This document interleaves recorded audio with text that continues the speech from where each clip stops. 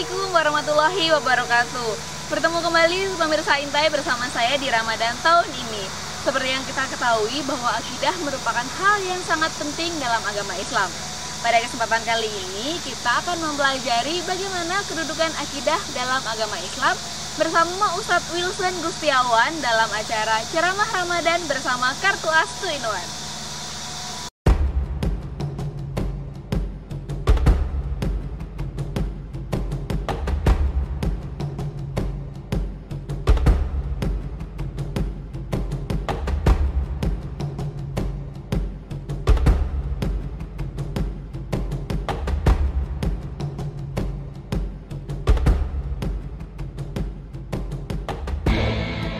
Bismillahirrahmanirrahim. Assalamualaikum warahmatullahi wabarakatuh.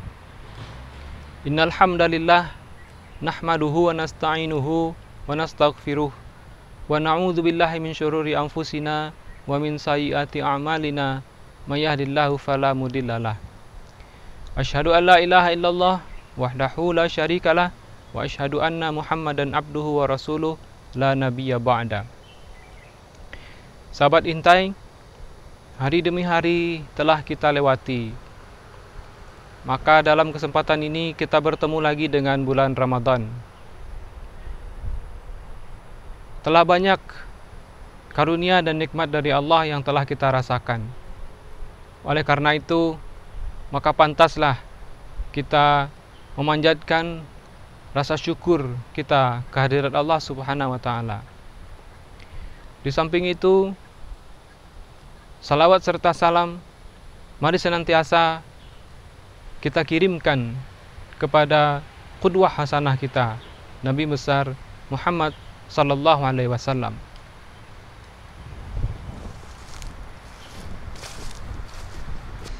A'udzu billahi minasyaitonir rajim. Bismillahirrahmanirrahim.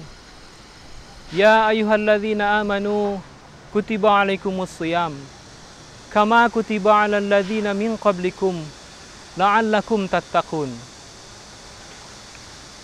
Al-Quran Surat Al-Baqarah ayat 185. Sahabat Intai,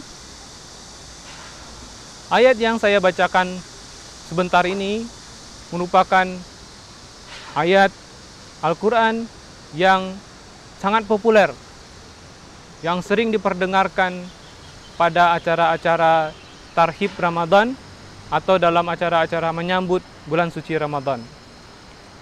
Karena ayat ini adalah ayat perintah bagi kita umat muslim untuk melaksanakan puasa.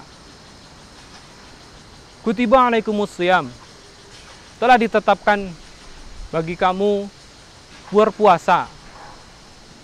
Dan ternyata kewajiban berpuasa ini juga telah ditetapkan kepada umat-umat sebelum umat Islam ini.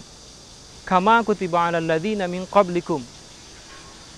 Jadi sebenarnya perintah puasa bukanlah perintah agama yang baru.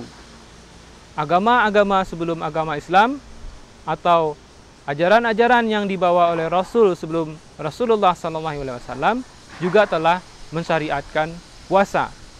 Hanya saja barangkali caranya atau kaifiat berpuasanya yang berbeda.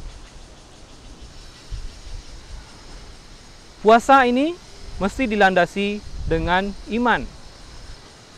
Oleh karena itu, maka ayat ini dibuka dengan ya ayyuhalladzina amanu, wahai orang-orang yang beriman. Dan pada ujungnya ayat ini ditutup dengan la'allakum tattaqun. Maka tujuan utama daripada puasa ini adalah supaya kita bertakwa kepada Allah Subhanahu wa taala. Sahabat Intai, puasa ini merupakan tingkatan ketiga daripada hal-hal yang harus kita lakukan dalam mengerjakan agama ini. Pada tingkatan pertama, kita diminta oleh Allah hanya memberikan komitmen saja. Apa yang harus kita berikan komitmen? atau persaksian kepada Allah, kita mesti memberikan keyakinan atau memberikan komitmen bahwa tidak ada Tuhan selain Allah. Ya, la ilaha illallah. Dan komitmen terhadap bahwa Rasulullah Sallallahu Alaihi Wasallam, Nabi Muhammad itu adalah utusannya. Jadi pada tingkatan pertama ini Allah hanya meminta komitmen kita. Komitmen itu datangnya dari hati, dari kalbu kita dan dari akal kita. Hanya itu pada tingkatan pertama yang diminta oleh Allah. Bahwa kita perlu memberikan komitmen dan memberikan persaksian bahwa Allah adalah satu-satunya ilah bagi kita dan Muhammad adalah utusannya. Pada tingkatan yang kedua, sedikit Allah meminta pekerjaan daripada jasmani kita, daripada jasad kita ini, yaitu dengan melaksanakan sholat. Jadi sholat adalah pekerjaan atau ibadah yang memerlukan pekerjaan fisik atau pekerjaan daripada badan, ragawi, ya, jasad kita. Selain daripada komitmen kita yang timbul dari hati dan akal tadi, kita diminta pada tingkatan kedua ini untuk sedikit, ya, kekuatan fisik melaksanakan sholat. Pada tingkatan berikutnya, Allah meminta lagi kekuatan fisik kita lebih daripada tingkatan kedua. Kita mesti memiliki kekuatan fisik yang lebih kuat dibandingkan dengan hanya mengerjakan sholat. Kekuatan fisik kita harus dapat menahan lapar dan haus sepanjang hari, mulai dari terbit fajar sampai terbenam matahari. Pada tingkatan ketiga ini, Allah meminta kita atau menyuruh kita untuk melaksanakan puasa. Dari puasa, sebagaimana dia pada tingkatan ketiga telah melewati tingkatan pertama dan kedua, yang telah juga meminta komitmen daripada kalbu, daripada hati dan pikiran kita, dan kekuatan fisik atau jasad. Ada pekerjaan jasad atau ragawi yang kita kerjakan dalam puasa ini. Pada tingkatan keempat, Allah meminta lagi, selain komitmen, kekuatan fisik, Allah meminta kesediaan kita untuk mengorbankan harta. Tetapi hanya sedikit kecil, sebagian kecil daripada harta kita diminta oleh Allah pada tingkatan keempat ini. Besarnya barangkali hanya 2,5% daripada yang kita dapatkan. Dan itu pun melalui ada syarat-syarat tertentu. Dia telah sampai kepada nisabnya, sampai kepada ukuran-ukuran tertentu, dan jenis-jenis barang tertentu, dan kemudian sampai juga waktunya atau nisabnya. Dalam tingkatan keempat ini, Allah meminta kita untuk membayarkan zakat. Kemudian pada tingkatan terakhir, Allah meminta lagi bukan hanya komitmen kita yang datang dari kalbu dan pikiran kita, bukan hanya kekuatan fisik kita yang lebih memerlukan kekuatan yang luar biasa, juga memerlukan pengorbanan harta yang juga tidak sedikit. Kita diminta atau dianjurkan untuk datang ke tanah suci untuk melaksanakan ibadah haji.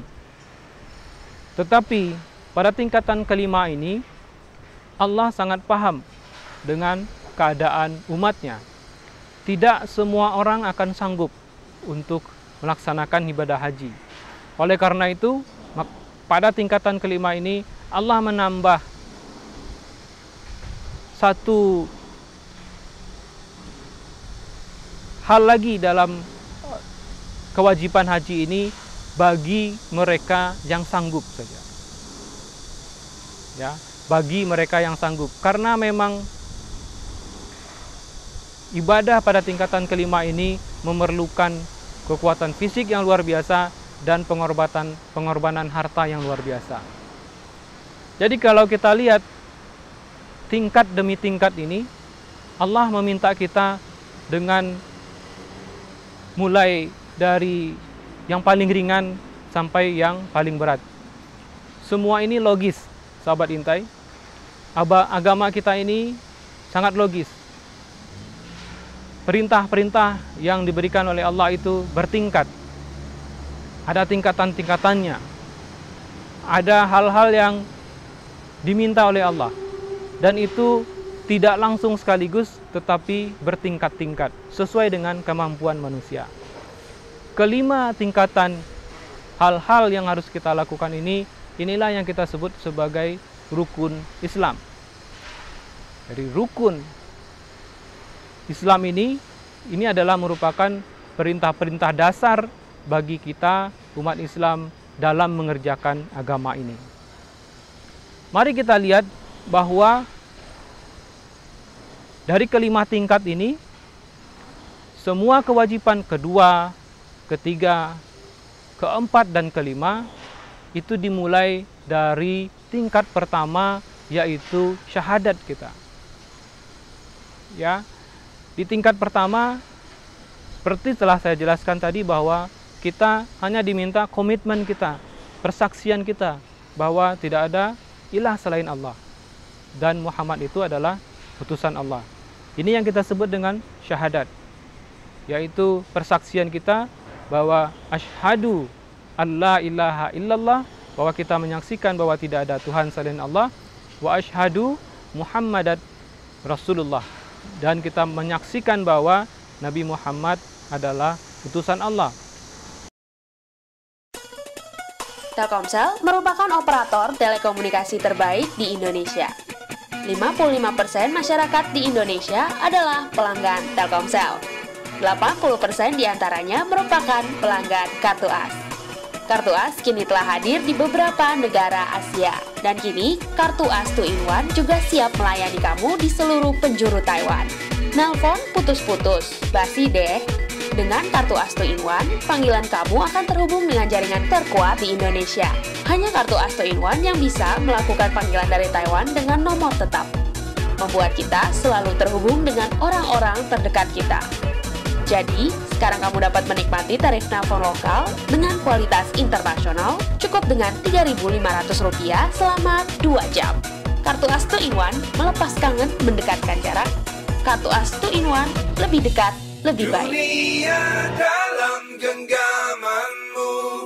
Jadi sahabat Intai, jelaslah bagi kita bahwa syahadat ini merupakan hal yang sangat mendasar. Karena dia merupakan landasan daripada kita melaksanakan perintah-perintah agama yang kita kerjakan dalam rukun Islam itu. Syahadat ini adalah merupakan bagian terpenting dari akidah Islam.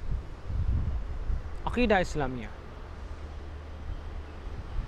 Dan akidah Islamiyah adalah merupakan satu daripada 3 tiang agama Islam.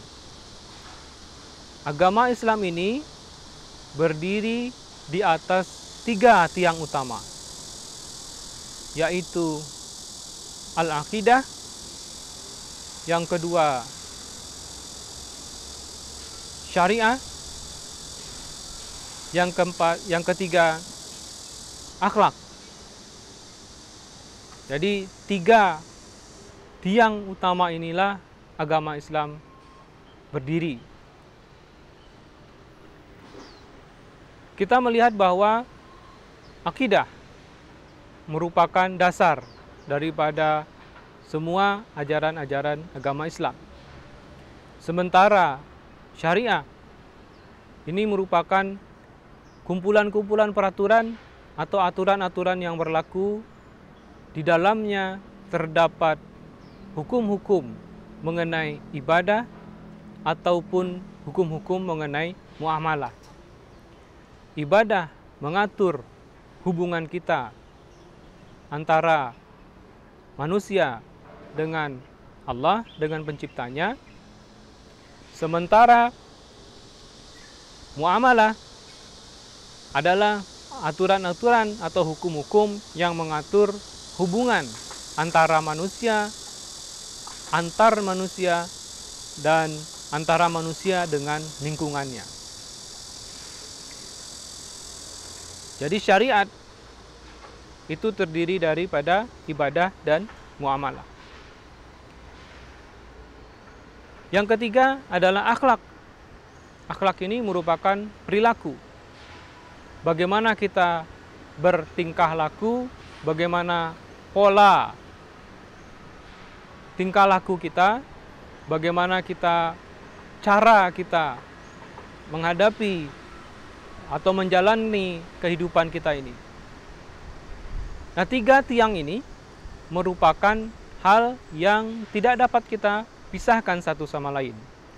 Mereka saling keterkaitan. Kita tidak mungkin memiliki akhlak yang baik kalau kita tidak memiliki pemahaman mengenai ketentuan-ketentuan hukum atau syariah. Dan keduanya, antara akhlak dan syariah ini, tidak mungkin kita bisa memiliki pemahaman atasnya kalau kita tidak memiliki akidah yang benar. Oleh karena itu, akidah dalam hal ini juga merupakan bagian yang mendasar. Dia adalah hal-hal yang fundamental. Jadi oleh karena itu, baik kita lihat dari 3 tiang agama Islam ini, ataupun dari sisi kewajiban kita dalam rukun Islam, akidah kita ini atau syahadat kita ini, komitmen kita ini merupakan hal yang sangat penting. Nah, oleh karena itu, sahabat Intai, maka saya mengajak sahabat Intai semuanya pada kesempatan bulan Ramadan tahun ini, kita mencoba mendalami mengenai akidah ini.